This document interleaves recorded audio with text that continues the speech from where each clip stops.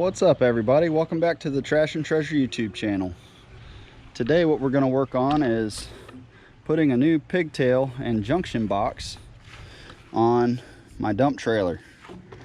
So this thing gets used and abused. It's about half rusted out. It's going to be getting rebuilt soon, so it's time for to go ahead and rewire everything and get it cleaned up. I mean, this is a terrible mess. I wired it up in a pinch so that I could get it onto a job, and anyhow, I need to do a little maintenance. So to start, we're gonna just do this junction box, and I'll open it up here in a second and show you guys what's going on with that.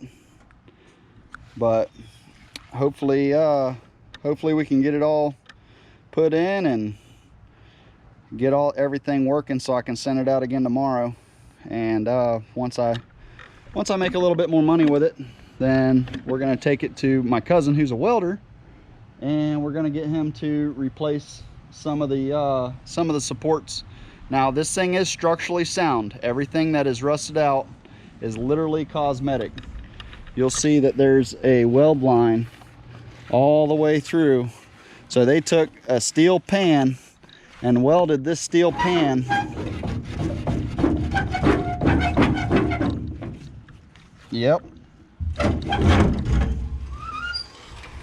they welded the steel pan all the way in, so it's just one big steel bucket. So don't worry about the rot on the sides. It will be getting fixed, just not today. Got to make a little money with it first. I can't shell out a bunch of money out of my pocket because I don't have it. So anyhow, I'll be right back with the rest of this. All right, guys, well, this is what the inside of the junction box looks like, which is really nice, because any of you guys who've wired trailers, which a lot of people have wired trailers, and wondered, man, I hate having to put two wires into one side of a connector. It doesn't seal off very well. Well, that's why I do these junction box systems. First off, it has a nice solid heavy wire. It's like, I don't know, 5 feet long or something. So I can put this junction box in a lot of different places. I have a lot of choices with it. And anyhow, but in order to get it ran the way that I want to run it, I believe I need to go ahead and take this apart and get it all out of the box so that I can weave it through and get it fed through cleanly. So I'm gonna get that done and I'll be right back. Okay, so pretty much what I'm trying to do is I'm trying to have two trailers that are in rotations on construction sites where a dumpster is unable to be delivered. So that's my end goal, is to just run two trailers. This is the first trailer. I got a really good deal on it. Any better of a deal on it would have been for free.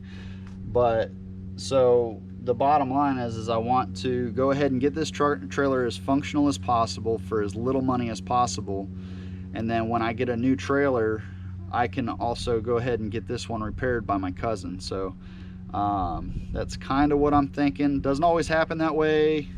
We'll just see what happens. But for right now, I guess my rant is over. I'm gonna get to work on this thing. We'll see you guys in a few minutes.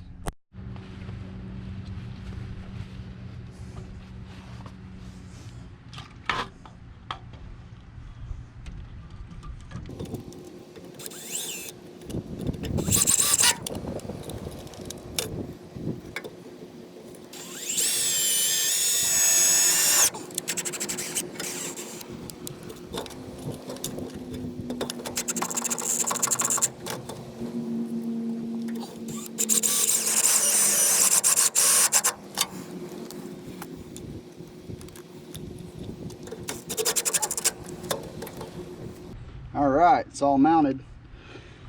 So now all we got to do is work on getting our wires back in.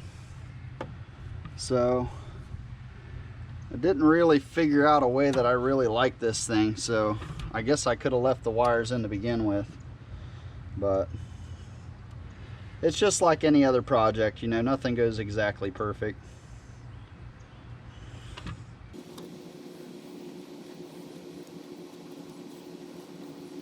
On a side note, I have to say I really like the way that this box is made. It's got keepers built into it for everything and everything else, so I'm glad that I went with the one that I did. I wish I could remember the name of it.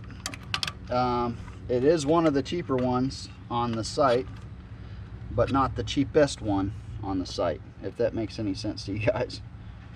So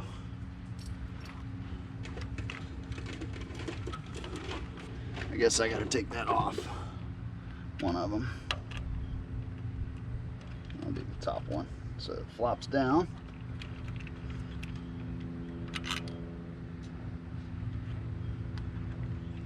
Maybe.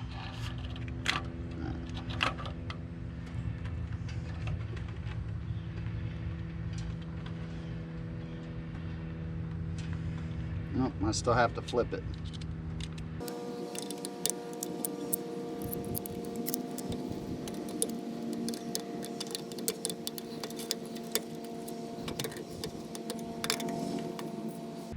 If you guys are doing this off of this video, you got to be very careful about the these washers falling off. See, they're all loose, so they'll fall off pretty quick. It looks like these are just bolts that went through, so that's pretty nice. If you break one off, you just have to find one that fits. So I can dig that. That's pretty awesome. Hopefully this thing just snaps right back in. I have no idea. I've never. Well, that feels pretty positive. It's going in.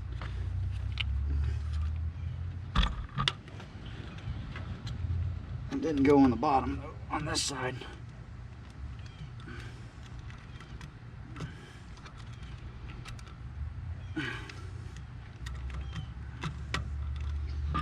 Alright, so I got one side that's fully engaged and one side that's not.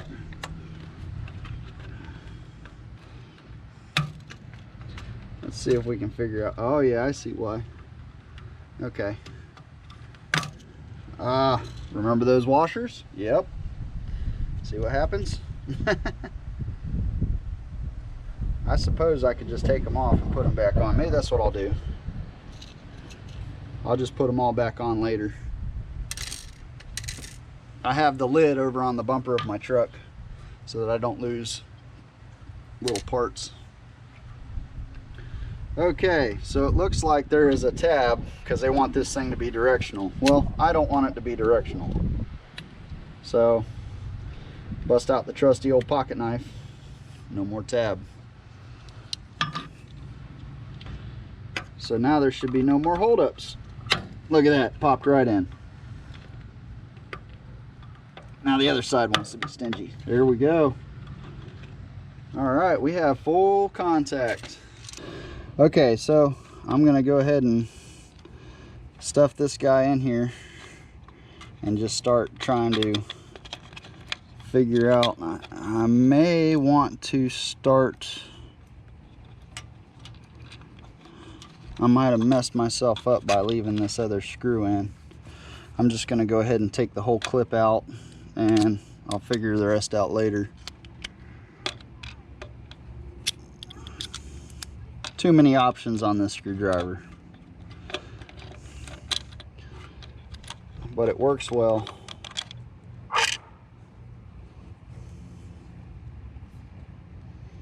All right, so this makes it simple,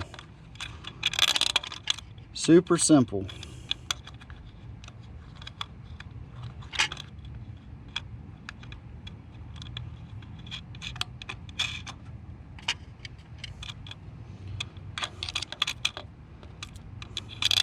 I like the idea of painting the color codes right on here.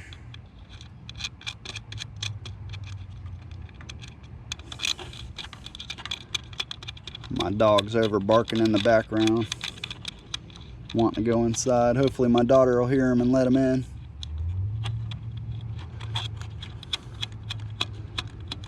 Alright, so I know I'm not exactly ready for to put the nuts on, but the reason that I'm putting them on is so that I can get this wire stuffed in there without them moving. So I'll just put them on. It only takes an extra second. That is the wobbliest nut that I've ever seen in my life. You would think that it was cross-threaded. It must have been cross-threaded when it was tapped out at the factory. Alright, so I want to take this one. I may take these off and feed them across the back, I think is how I want to do it.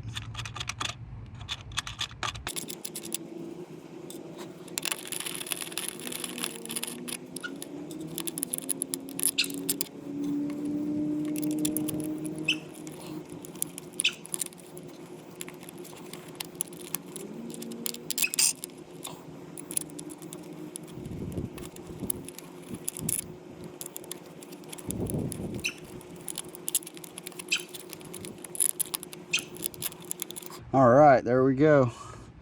That's gonna be pretty good, I think. I think I'm gonna be very happy with that. All right, now I am going to go ahead and put this little strap piece back in.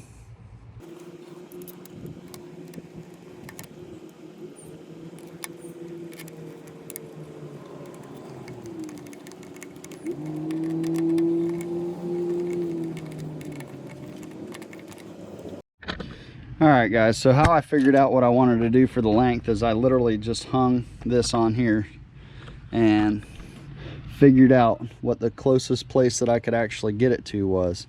Inside this rail right here, I don't know, I have my camera on a tripod so I don't know if I can show you, but it's got these little welded in pieces so the box doesn't fit, and I didn't want it on the outside because if I put it out here then it's going to, you know, be in the way all the time.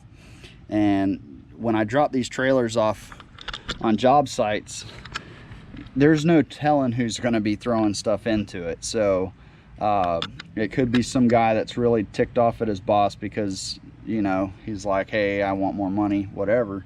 So he's around kicking his feet and throwing stuff around and everything else. So I don't want him beating up my trailer like that. I don't want anything exposed.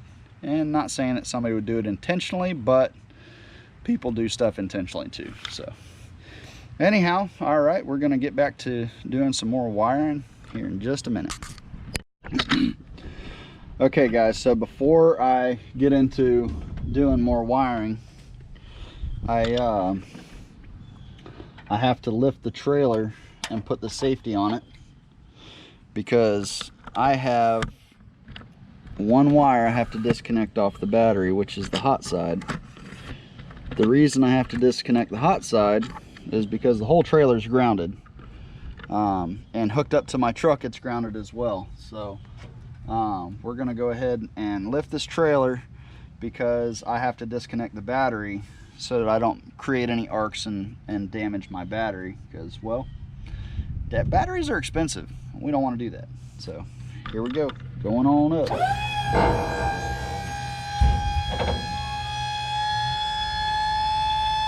Look at that rusty stuff hanging down.